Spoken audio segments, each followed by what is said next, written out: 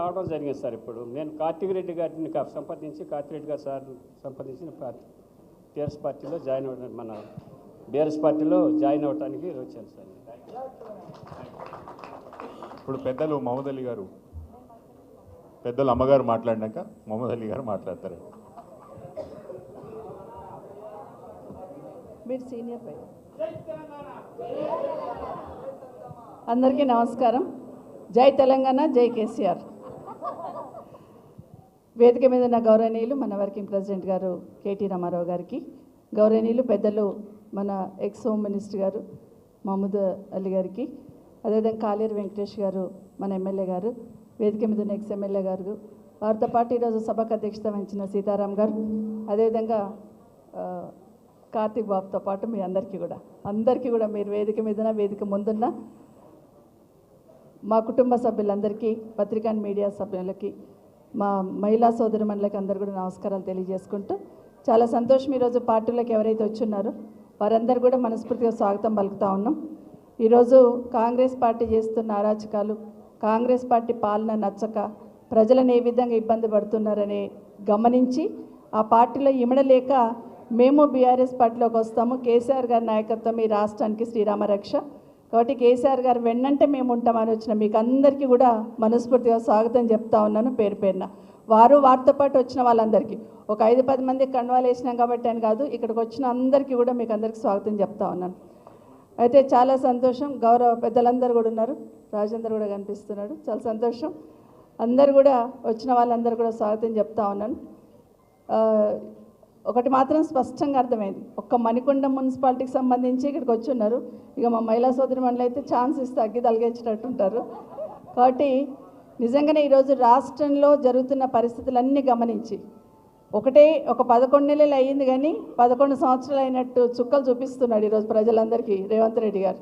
So ఎప్పుడు పోతారా, మళ్ళీ ఎప్పుడు కేసీఆర్ గారు వస్తారన్న ఆలోచన ప్రతి ఒక్కరికి వచ్చింది, కింది స్థాయి నుండి పై స్థాయి వరకు. ఒక వ్యవసాయ కూలి నుండి మొదలు పెట్టుకుంటే ఒక వ్యాపారవేత్త వరకు కూడా ఏంటి రాష్ట్రంలో పాలన, కేసీఆర్ గారు ఉన్నప్పుడు ఎట్లుండే ఎట్లా ఉందని ఆలోచన ప్రతి ఒక్కరికి కలిగింది. అదేవిధంగా ఈరోజు మణికొండ మున్సిపాలిటీ తీసుకుంటే తెలంగాణ రాకముందు ఎట్లుండే, కేసీఆర్ గారు వచ్చినాక ఎట్లా మారింది అనేది ఆ ప్రాంతాన్ని చూస్తేనే అర్థమవుతుంది. ఆ ప్రాంతం ఏ విధంగా బాగా డెవలప్మెంట్ అయింది. ఎప్పుడు నేను కేటీఆర్ గారితో గొడవ పడుతుంటే షేర్లింగంపల్లి, రాజేంద్ర నగర్, అసలు ఈ 2 నియోజకవర్గాలకు మీరే ఎమ్మెల్యేనా అని అడుగుతుంటే మంత్రి గారికి నేను ఆ రోజు. ఎందుకంటే ఎక్కడ చిన్న సమస్య ఉన్నా డబ్బులు తీసుకుపోయి రాజేంద్ర నగర్లో పెడతా అంటుండే, షేర్లింగంపల్లిలో పెడతా అంటుండే. ఈ గల్లీకి రోడ్ లేదు, లింక్ రోడ్ కావాలా, ఇక్కడ బ్రిడ్జ్ కావాలి, నార్సింగ్ దగ్గర రింగ్ రోడ్ దిగాలి అని ఇవే ఆలోచిస్తుంటే మంత్రిగా ఉన్నప్పుడు కేటీఆర్ గారు. సో ఎప్పుడు నేను గొడవ పడుతుంటే అన్నట్టు అసలు ఎమ్మెల్యే గారికి అవగాహన ఉందో లేదో కానీ రాజేంద్ర నియోజకవర్గం మీద, షేర్లింగంపల్లి మీద మీకున్న అవగాహన ఇంకెవరికి లేదండి, అంత బాగా డెవలప్ చేసిందని చెప్తుంది. మనం అనుకున్నామా మన దగ్గర సైకిల్ ట్రాక్ ఎట్లా వచ్చింది రింగ్ రోడ్ పక్కన, అసలు ఎక్కడన్నా ఉందా? హాయిగా పొద్దున్న లేస్తే దాన్ని చూస్తే సైకిల్ దొక్కనికి రాని మాలంటలో కూడా తొక్కితే బాగుండు అన్న ఫీలింగ్ వస్తూ ఉంటుంది, అంత బాగా చేసింది. సో ఇట్లా ఒక్కొక్కటి ఆలోచించి అంటే ఒక్కొక్క అడుగు వేసినప్పుడు ఈ రాష్ట్ర ప్రతిష్ట పెంచే ప్రయత్నం కేసీఆర్ గారు చేశారు, వారి నాయకత్వంలో కేటీఆర్ గారు చేశారు. ఈరోజు మన గండిపేట లేక్ దగ్గర 100 కోట్లు పెట్టి ఆడ పార్క్ డెవలప్ చేస్తున్నారు కదా, ఎవరైనా అనుకున్నామా? మన అప్ప దగ్గర ఆ కొండలు గుట్టలు ఉన్న ఫారెస్ట్ ల్యాండ్ని ఈరోజు సండే 1000 మంది వాకింగ్ పోతారట అక్కడ. అంటే అంత ఆలోచించారు. అంటే భవిష్యత్తులో ప్రజలకు ఏం కావాలా, ఏం చేస్తే బాగుంటుందన్న ఆలోచన గతంలో కేసీఆర్ గారు చేస్తే ఈ 11 నెలల్లో ఈ రాష్ట్ర ప్రతిష్ట 10 సంవత్సరాల కేసీఆర్ గారు ఎట్లా పెంచారో 11 నెలల్లో నెల తగ్గించుకుంటూ పోయారు. రాష్ట్ర ప్రతిష్ట ఎట్లా దిగజార్చాలనే కంకణం ఈ రాష్ట్ర ముఖ్యమంత్రి గారు కట్టుకున్నట్టు స్పష్టంగా కనిపిస్తుంది.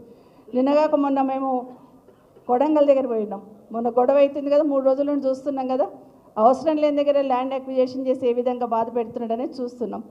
కొంతమంది లేడీస్ మాట్లాడుతూ ఉంటే అక్కడ పోయిన తర్వాత నిజంగానే ఎంత అరాచకం చేస్తున్నారంటే భూమి ఇవ్వమంటున్నారు, భూమి ఇవ్వకపోతే వాళ్ళని దౌర్జన్యం చేసి వాళ్ళని కొట్టి జైల్లో పెట్టడం ఒకటైతే, అర్ధరాత్రి 1:30కి పోయి లైట్స్ ఆఫ్ చేసి లేడీస్ని అసభ్యంగా వాళ్ళు వివరించి చెప్తా ఉంటే మనసు కలుక్కుమంది, ఎక్కడున్నాము ఏం చూస్తున్నాం ఈ రాష్ట్రంలో అనిపించింది. మహిళల పట్ల అంత అసభ్యంగా ప్రవర్తిస్తూ అంత అరాచకం చేస్తూ ఉంటే ఆ ప్రాంతానికి ఎమ్మెల్యేగా ప్రాతినిధ్యం వహిస్తున్న రేవంత్ రెడ్డి గారు ముఖ్యమంత్రి అయినారు, వాళ్ళ ఓట్లు వేసుకొని కనీసం నోరు కూడా పెగలట్లేదు. కానీ ఏం చేస్తున్నాడంటే అవతల పార్టీలో బీఆర్ఎస్ పార్టీలో ఎవరున్నారు, ఏం చేయాలి, కేటీఆర్ని ఏం చేయాలి ఫస్ట్ అనేది ఒకటే డిస్కషన్ తప్పిస్తే ఇంకా వేరే ఆలోచన లేదు. అరే నాకు ఓట్లు వేసిన వాళ్ళు రోడ్డు మీద పడ్డారు, ఏడుస్తున్నారు, బాధపడుతున్నారు అనే ఆలోచన లేకుండా కేటీఆర్ని ఏం చేయాలని ఒక ఆలోచన ఒకటే ఈ 3 రోజుల నుండి 4 రోజుల నుండి చూస్తూ ఉన్నాం. నిజంగానే ఈరోజు రాష్ట్ర వ్యాప్తంగా ఒక్కసారి ఆలోచిస్తూ ఉంటే ఒక మహిళా జర్నలిస్టు వాళ్ళ సొంత ఊరికి పోతే 2 మహిళా జర్నలిస్టులు మీరు చూస్తున్నారు వీడియోలలో ఎంత అసభ్యంగా ప్రవర్తించిండ్రు ఆ మహిళా జర్నలిస్టుల మీద అని చూస్తున్నాం. ఎక్కడికి వాళ్ళ ఊరికి ఒక మహిళా జర్నలిస్ట్ పోతే కూడా అదే కొడంగల్ పోతే కూడా అదే విధంగా ప్రవర్తించున్నారు. ఎక్కడైనా మహిళల మీద అరాచకం జరుగుతూ ఉన్న సందర్భంలో ఒక్కరు కూడా అధికార పార్టీ నుండి స్పందించడానికి ప్రభుత్వం నుండి సిద్ధంగా లేరు. ఎక్కడ చూసినా అరాచకం చేస్తున్న ఈ సందర్భంలో నిజంగానే చాలాసార్లు రాహుల్ గాంధీ గారు దేశవ్యాప్తంగా చూసినప్పుడు రాజ్యాంగాన్ని చేతిలో పట్టుకొని రాజ్యాంగంలో అన్ని మాటలు మాట్లాడుకుంటూ తిరుగుతూ ఉన్నారు. అయ్యా రాహుల్ గాంధీ గారు ఈ రాష్ట్రంలో రైతులు రోడ్డున పడి రైతుల మీద కేసులు అయ్యి రైతులను 3rd డిగ్రీ ప్రయోగించి ఈరోజు జైల్లో పెడతా ఉన్నారు. ఎక్కడున్నారు మీరు? ఎందుకంటే ఎన్నికల కన్నా ముందు వచ్చినప్పుడు అన్ని డిక్లరేషన్లను వచ్చి పెద్ద సోనియా గాంధీ గారి దగ్గర నుండి మొదలు పెడితే రాహుల్ గాంధీ ప్రియాంక గాంధీ గారు కూడా వచ్చి చెప్పినారు. మరి ఈ రాష్ట్రంలో ఇంత అరాచకం అవుతుంది కదా, మహిళల్ని అర్ధరాత్రి పోయి అసభ్యంగా ప్రవర్తిస్తున్నారు కదా అధికారంలో ఉన్న వాళ్ళు, ఎందుకు మీరు ఇక్కడ వచ్చి పలకట్లేరు, ఎందుకు ఇటు పక్క తిరిగి చూడట్లేరు, వినిపించట్లేదా, కనిపించట్లేదా రాహుల్ గాంధీ గారు అని నేరుగా రాహుల్ గాంధీ గారిని అడుగుతా ఉన్నాను. ఎందుకంటే ఈ రాష్ట్రంలో జరుగుతుంది ఒక్కసారి కన్ను విప్పి వినండి, చెవులు విప్పి వినండి, కన్ను విప్పి చూడండి. ఎందుకంటే రాష్ట్రంలో ఈరోజు అరాచకం సృష్టిస్తూ మమ్మల్ని అడిగే వాళ్ళు ఎవరు లేరు అని ఒక నియంత పాలన ఈ రాష్ట్రంలో జరుగుతూ ఉంది. దయచేసి ఇక్కడ తిరిగి చూడండి, దేశమంతా తిరిగి చూస్తున్నారు కదా. మరి మీ ప్రభుత్వం మీ ముఖ్యమంత్రి గారు ఈ రాష్ట్రంలో ఇంత అరాచకం జరుగుతూ ఉంటే ఎందుకు ఇటు పక్క తిరిగి చూడట్లేరు అనేది నేరుగా రాహుల్ గాంధీ గారిని అడుగుతా ఉన్నాను. ఇప్పటికైనా కళ్ళు తెరవండి, ఈ రాష్ట్రంలో జరుగుతున్న అరాచకాన్ని కనీసం ఇక్కడ తిరిగి చూడండి అని రాహుల్ గాంధీ గారిని ఈ వేదిక మీద నుండి కోరుతా ఉన్నాను. ముఖ్యంగా ఇక్కడికి వచ్చిన మీరందరూ కూడా రాష్ట్రంలో నిజంగానే అధికారం పోయినందుకు ఇక్కడ ఉన్న వేదిక మీద ఉన్న వాళ్ళకి ఎవరికి బాధ లేదు. కానీ 1 సంవత్సరంలోనే రాష్ట్ర ప్రతిష్ఠ ఇంత దిగజార్చారు కదా, మరి ఇంకా 4 సంవత్సరాలు ఈ రాష్ట్రాన్ని ఎక్కడ చేస్తారు, ఏం చేస్తారని ఒక ఆందోళన మాత్రం కలుగుతుంది. ఎవరు చూసినా ఇలాంటి పాలన మేము ఊహించలేదు, అయ్యో కేసీఆర్ గారిని బోడగొట్టుకున్నామే. ఇప్పుడు ఇంతకుముందు ఆ తమ్ముడు మాట్లాడుతూ చెప్పినాడు, గురుకులాలు పెట్టినప్పుడు ముస్లిం మైనార్టీకి సంబంధించిన గురుకులాలు పెట్టినప్పుడు కేసీఆర్ గారు ఏం మాట్లాడారంటే ఏకే ఖాన్ గారిని అక్కడ ఇన్ఛార్జ్ పెట్టున్నారు. ఒక్క మాట చెప్పారు, జనరల్గా ముస్లిం సోదరులు ఆడబిడ్డల్ని చదివించరు, కానీ గురుకులాలలో అమ్మాయిల కోసం ప్రత్యేకంగా గురుకులం ఏర్పాటు చేయండి, మీ అమ్మాయిలు బాగా చదువుకుంటేనే మీ దాంట్లో వ్యవస్థలో మార్పు వస్తుందని గట్టిగా చెప్పి నమ్మించి ఈరోజు గురుకులాలు ఏర్పాటు చేస్తున్నారు. 1020 గురుకులాలు ఉంటే 650 గురుకులాలు అమ్మాయిల పేరు మీదే పెట్టారు. అంటే ఏ విధంగా ఆలోచించినారు కేసీఆర్ గారు అనేది ఒక చిన్న ఉదాహరణ చెప్తా ఉన్నాను. తప్పకుండా మళ్ళీ కేసీఆర్ గారు ఈ రాష్ట్రానికి వారి నాయకత్వం అవసరం. ఈ రాష్ట్ర ప్రతిష్ట, ఈ రాష్ట్ర గౌరవం, ప్రజల గౌరవం కాపాడాలంటే ఒక కేసీఆర్ గారే రాష్ట్రానికి శ్రీరామ రక్ష. మరొకసారి మీకు అందరికీ కూడా తెలియజేసుకుంటూ, ఎందుకంటే అడుగడుగున అన్ని వర్గాలను అవమానిస్తున్న ఈ ప్రభుత్వానికి తప్పకుండా ప్రజలే బుద్ధి చెప్తారని కూడా మరొకసారి తెలియజేసుకుంటూ మీకు వచ్చిన మీ అందరికీ ప్రత్యేకంగా ధన్యవాదాలు తెలియజేస్తూ, ఖచ్చితంగా ఇక్కడ పోరాటం చేసి గులాబీ జెండా చేతిలో పట్టుకొని మెడలో కండ వేసుకొని పనిచేస్తున్న మీకు అందరికీ అర్ధరాత్రి చిన్న ఇబ్బంది ఉందన్న వేదిక మీద ఉన్న వాళ్ళందరం కూడా మీ దగ్గర ఉంటాం, ఖచ్చితంగా పోరాటం చేద్దాం, ప్రభుత్వాన్ని వెనక్కి తెచ్చుకుందాం. జై తెలంగాణ, జై కేసీఆర్. ఇంకొక 5 నిమిషాలు టైం ఉంది, మీరు రెడీ కాకుండ్రి. जनाब मोहम्मद अली साहब 5 मिनट आपका तकरीर रखिए साहब.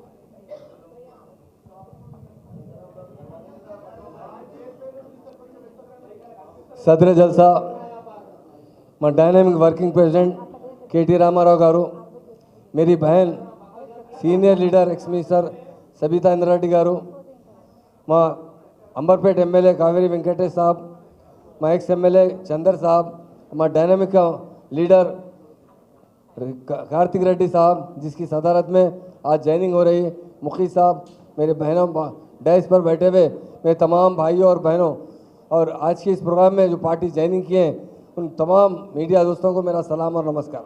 मैं दो ही बात करूंगा क्योंकि सब लोग इंतज़ार में KTR साहब सुनने के लिए। देखिए, बहुत से पार्टियां बनते हैं, बहुत ఒక్కసారి చరిత్రలోకి తిరిగి తొంగి చూడు. కేసీఆర్ను ఫినిష్ చేస్తా అన్న వాళ్ళు ఎవరన్నా ఇక్కడ ఉన్నారా? ఇంకా వాళ్ళు ఫినిష్ అయినరా? ఒక్కసారి చూసుకోమని చెప్పి నేను విజ్ఞప్తి చేస్తా ఉన్నా.